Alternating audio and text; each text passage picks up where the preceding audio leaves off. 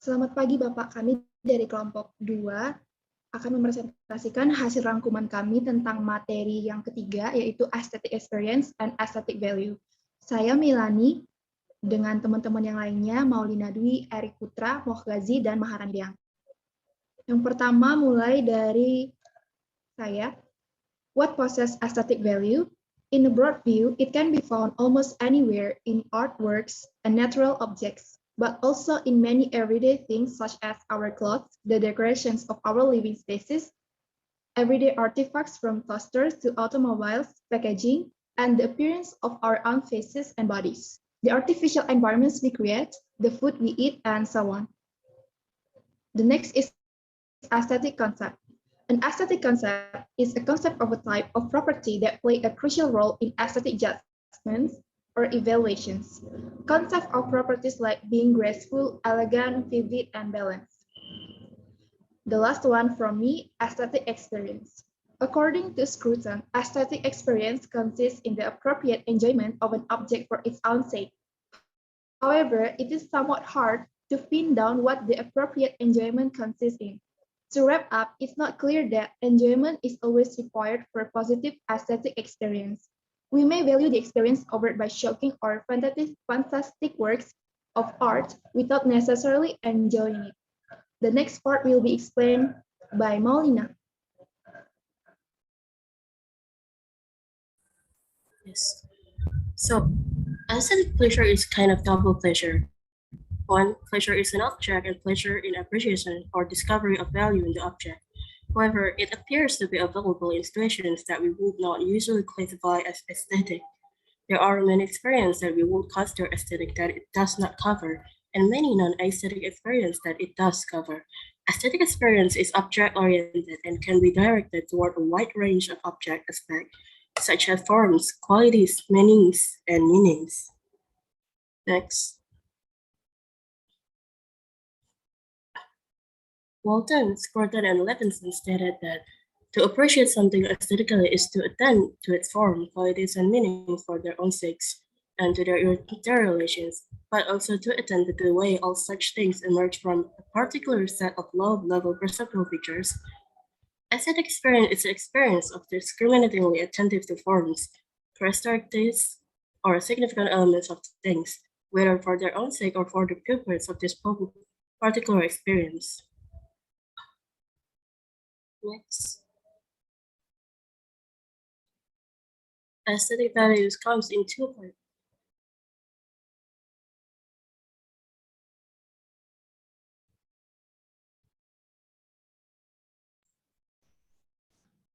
Aesthetic value comes into varieties.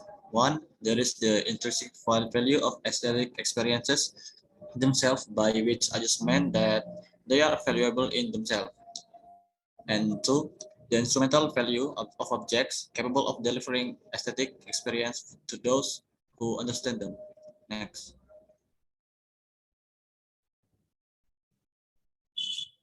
The minimal conception is consistent with and supportive of the broad conception of aesthetic value.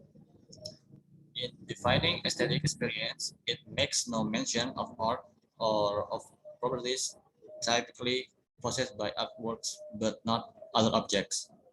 Next.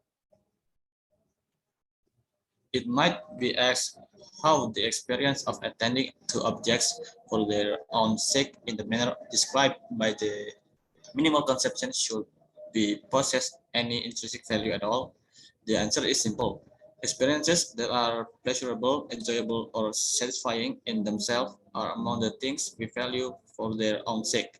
And being valuable for its own sake is all I mean by its intrinsic value.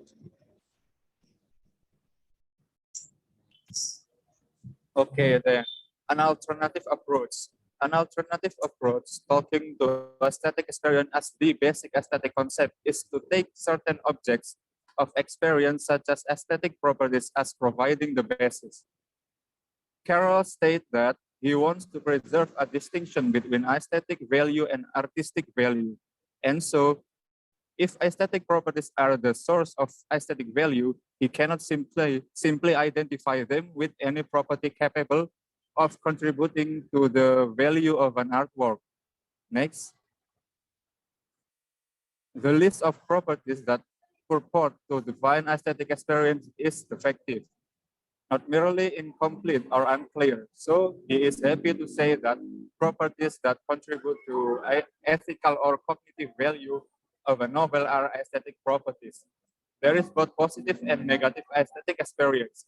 Positively valued experiences of aesthetically good things, negatively valued experiences of aesthetically bad things.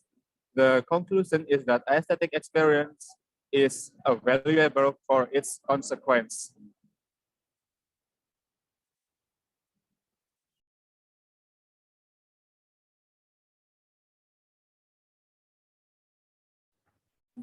Okay, some artworks shock, unsettle, disturb, or disgust us, but if we are inclined to say that they still offer a positive aesthetic experience, this is because we value this experience that engaging with them.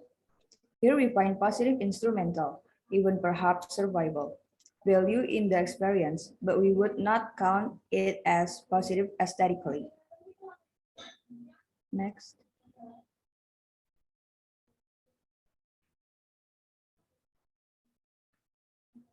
Hence, aesthetic experience does not need to be valued for its own sake. Aesthetic experience is always valued for itself, although the valuing does not always positive.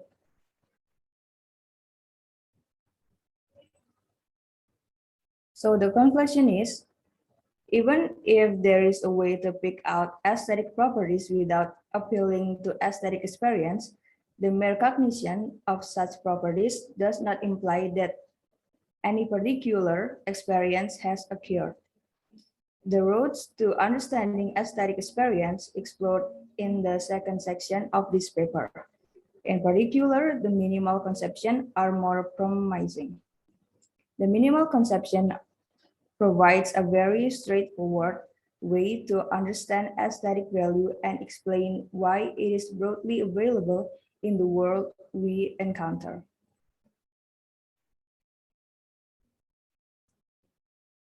Sekian presentasi dari kelompok kami. Mohon maaf jika ada kesalahan dalam presentasi kami kali ini dan terima kasih. Assalamualaikum warahmatullahi wabarakatuh.